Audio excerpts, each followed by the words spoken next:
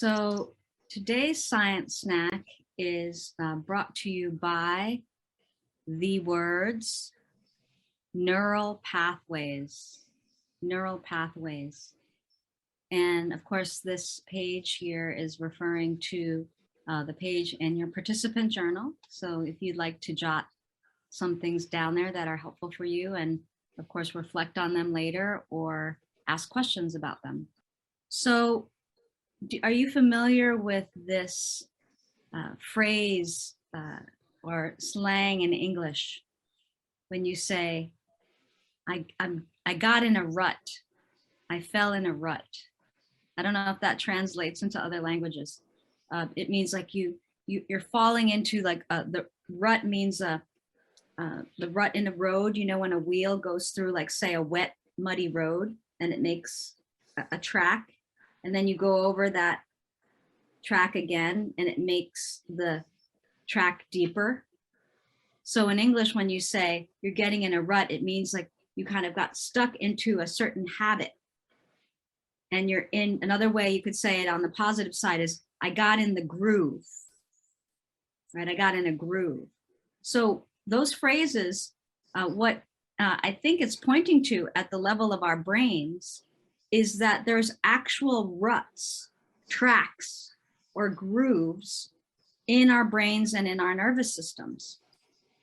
The pathways that these electric currents run through, right? Whenever we have a thought or a perception, there are electric currents running through that help to create these grooves or these tracks or these ruts. So the question is, how? So you might remember this from your studies in high school biology or something like that, or maybe in other places. This is the neuron. This is kind of one of the basic building blocks of our nervous system. These are what we find in our nerves as well as in our brain. And if you see here that along the middle path here, there is this part of the neuron called the axon. And around it, there's a myelin sheath. Myelin is a kind of protein that wraps around this part of the neuron. Why am I telling you this? Is because this protein sheath or myelin sheath kind of functions as insulation. You know how when you have electricity circuits in your house, when you insulate the wire, it makes it easier for the electricity to run efficiently through that wire. And so myelin, the protein, functions as the insulation in your neurons, making it easier for the electricity to come through it. What happens is every time we have a habit, it stimulates the protein to form around that part of the neuron.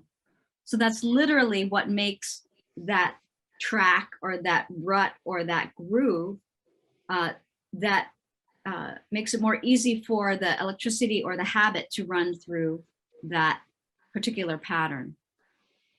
So there's this rule in neuroscience that people refer to a lot. It's called Hebb's rule. And it says that neurons that fire together wire together. So when we have a habit, we have a number of different neurons or pathways, neural pathways in our brain that the protein gets stimulated to have greater insulation around that. And when they fire together, that's where the habit loop comes in.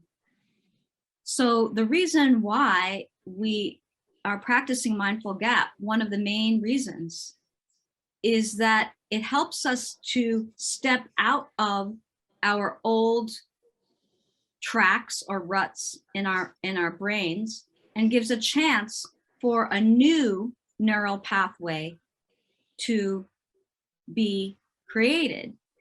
So when we have mindful gap, what we're doing, right, is we're opening up the space between stimulus and response so that we can respond with what's happening to us with a sense of intentionality instead of just habit. When we're not thinking, when we're not being mindful, what's going is our automatic habit, our automatic neural pathways. We're just falling into those existing circuits. When we practice feel, hold, look, we're giving a chance for another track to be made. That's not the old track that we're just used to out of so many years of creating similar habits.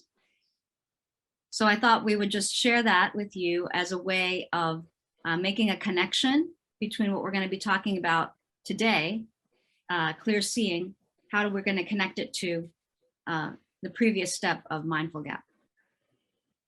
Thank you.